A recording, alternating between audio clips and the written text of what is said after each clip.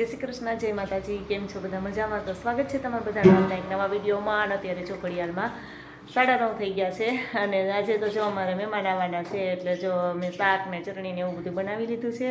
અને મીસુબેનને સવારમાં સ્કૂલે જઈ ગઈ છે અને કહેવાનું ન હોય કે મહેમાન આવે છે, નકર તમારે મીસુબેન સ્કૂલે ન જાય.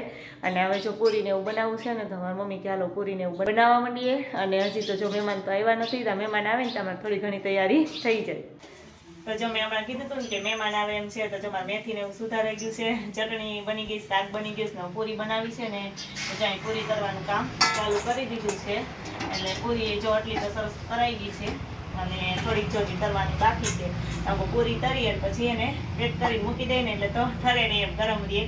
અત્યારે જો 11 તો થઈ ગયા છે, પણ તો અમારા જે મહેમાન નથી આવ્યા એમ. અમે બહુ ઉતાવળા છીએ મહેમાન કરતા, એટલે મહેમાન આવે ને પહેલાં અમે બનાવી નાખીએ પૂરીને એવું ને ભજીયા બાકી રાખીએ. એટલે ભજીયા તો ગરમા ગરમ જ ખાવાના હોય, તો બધી પૂરી છે ને એ તરી લઈએ.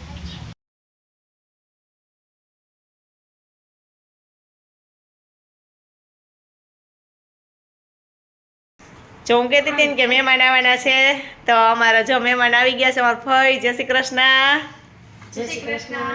પાયલબેન ને ફઈ ને જો કંકોત્રી દેવા આવ્યા છે. મારી મમ્મી બધી કંકોત્રી લઈને બેસી ગયા છે.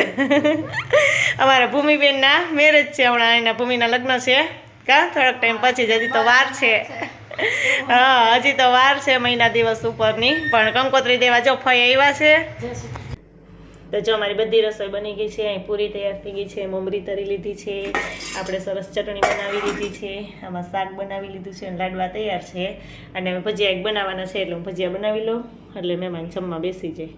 જય શ્રી કૃષ્ણ, જય માતાજી. જો આજે તો વિડીયોમાં આવી નથી ને આજે તમને બધાને એટલે અત્યારે જય શ્રી કૃષ્ણ કરું ને આજે તમારા ભૂમિ દીદી લગ્નની કંકોત્રી આવી ગઈ છે. તો લગ્નની કંકોત્રી જો આવી ગઈ છે, તો દિવસના ફઈને આપવા આવ્યા હતા ત્યારે કીધું હતું કે કંકોત્રી આવી ગઈ છે, પણ મીસુબેન છે ને આખો દિવસ ઘરે નહોતા કા સ્કૂલે હોય. સ્કૂલેથી આવીને હમણાં તો ટ્યુશન વાળી, એટલે બેન છે ને બહુ ઓછા વ્લોગમાં આવે છે ને ઘરે બહુ ઓછા જ, આખો દિવસ તો એને બહાર જ જાય છે કા. અત્યારે જ ને જોઈને એક્ઝામ ચાલુ થઈ ગઈ છે ને એટલે તૈયારી કરવાની બેહાડી છે મારી પાસે કા. પણ કઈ તૈયારી કરે, મારે જો બ્લાઉઝમાં બટન ટાંકવાના હતા તો હું બટન ટાંકી લઉં, તું મારી બાજુમાં બેસીને વાંચ, નકર તો એને કઈ તૈયારી ન કરવી હોય કેમ કા.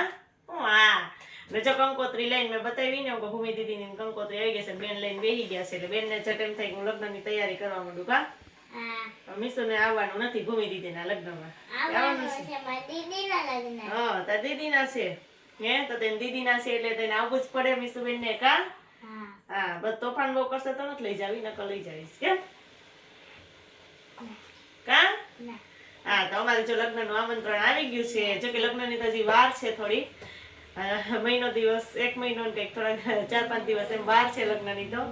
પણ કંકોત્રી વહેલી આવી ગઈ છે. હા, કમુરતા બેસી જતા હતા ને એટલે. અને હવે જો હવે લગ્નની તૈયારી પછી થોડાક ટાઈમ પછી કરવા મળશું. જો કે મીસુબેન તો કરવા જ માંડ્યા થોડી થોડી કા. હા, જય માતાજી. આજે થઈ ગયો છે બીજો દિવસ અને જો અત્યારે ઘડિયાળમાં 5 થઈ ગયા છે અને મારા મીસુબેન સ્કૂલેથી આવી ગયા છે.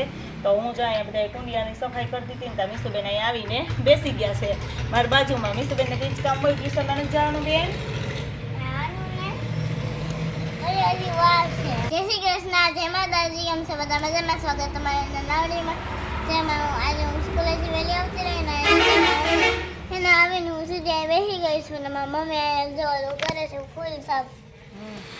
અમારા કમળ છે ને એમાં એક ખડ ઉગી ગયું છે. ખેતરમાં તો ઉગે છે પણ અમારે તો કુંડિયામાં ઉગી ગયું છે કા મીસુબેન. એટલે હું જો આ બધી કુંડિયા છે ને હું કોઈની સફાઈ કરી લઉં સરસ ને મસ્ત. જો અમારે તું કે ભાંગી નાખની મીસુ કમળ, તો મસ્ત જો અમારા કમળ છે ને ખીલી ગયા છે. જોકે અમે તાને કમળ જ કહીએ છીએ, પછી આનું જે ઓરિજિનલ નામ હોય એ તો અમને આવડતું નથી, પણ એકદમ જો બહુ મસ્ત એમ શોપીસમાં એટલા મસ્ત લાગે છે.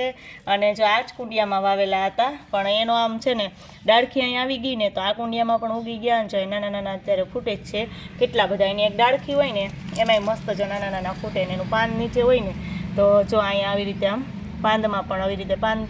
અત્યારે શિયાળામાં તો બહુ થાય કે પાંદ હોય ને તો એમાંથી જો આમ કમળ ફૂટી જાય ને આપણે બીજા કુંડિયામાં મૂકી દઈએ ને તો એમાં મસ્ત કમળ થઈ જાય એમ. એટલે અત્યારે ચોમાસામાં તો છે ને ભેજના લીધે ને બળી જાય છે એમ, તો બહુ ઓછા થઈ ગયા હતા. પણ અત્યારે તો જો બહુ મસ્ત આપણા કમળ છે ને ક્લીન થઈ ગયા છે સરસ અને એકદમ મસ્ત લાગે છે કા મીસુબેન. હાલો હવે બધા કુંડિયા છે ને આપણે સાફ કરી નાખીએ. હમણાં કેટલા ટાઈમથી વારો જ નથી આવ્યો અને મીસુબેનને ટ્યુશનમાં જવાનું છે એટલે મીસુબેન છે ને ટ્યુશનમાં જાય. કેમ મીસુબેન? હા એને જ જવાનું, આજ રજા રાખવાની છે. મજા અને આમાં જો ઝીણા ઝીણા વ્હાઈટ કલરના ફૂલ આવે છે, પણ હજી તો આવ્યા નથી. અને આને તો આપણે ઉપર આવી રીતે ક્યાંક રાખ્યું હોય ને તો બહુ મસ્ત લાગે એમ, કેમ કે ઝુમરની જેમ જો વાના થાય છે. ઉપર લટકાડ્યું હોય ને તો ઝુમરની જેમ નીચે લટકે એમ, પણ આમાં વજન હતો ને એટલે ઉપર ક્યાંય એમ નહોતું, એટલે મેં જો અહીંયા જ રાખી દીધું છે. એટલે એમાંય આપણે જો સરસ ચોખ્ખું કરી નાખીએ એટલે મસ્ત થઈ જાય. જે તો હાથ પડી જાય છે ને ઇંગ્લિશનું પેપર તો પાકું કરું છું ને મારા કાકા ને મારા હાથ લઈ આવ્યા હતા. હા એને બંધ જ કેમ નાખ્યું. મીસુબેન એટલે મીસુબેન હો. આ બધી મારા હાથ મારા કાકા લઈ આવ્યા હતા. હા ચા આખી બધી ઓલી આખી કીટ છે કા હા. સ્ટેશનરીની. તો મીસુબેન જો હવે બધું ખોલીને બતાવે. જો આ કંપાસ છે, આમાં ઘડિયાળ લખવા છે. ઠીક પાછળ ઘડિયાળો તે લખેલા છે. હા ઠીક પછી આ એમ પૂછું એમ લગાવવાનું. આ બુક ને નકરી કોરિયામાં ચિત્ર દોરવાનું. ચિત્ર દોરવાના અને પછી જો કલર પૂરવાના, એટલે કલર હોતે એવા કા રે. પીછી કલર. હા પીછી કલર. મીસુબેન છે ને પછી કાલે એમાં ડ્રોઈંગ કરી ને કલર પૂરશે કા. અને હવે અત્યારે બધું રાખી દો. અને આ જો પેન્સિલ નવા આવતું હોય ને આપણા લખતા તો એના હાથો આમ જાને આમ ભરાવાની ઠીક. અને આમ લખવાનું. અહીંયા હાથ રાખવાનું ને લખવાનું. વાહ એવી સરસ છે પેન્સિલ હોતે એવી કા. પેન્સિલ ના નામ તો મને નથી આવડતું. આ છે જો આમ તો હવે બધું આ મૂકી દઉં. જો તમને અમારો વિડીયો ગમે તો લાઈક કરજો, શેર કરજો, સબસ્ક્રાઈબ કરજો. આવજો.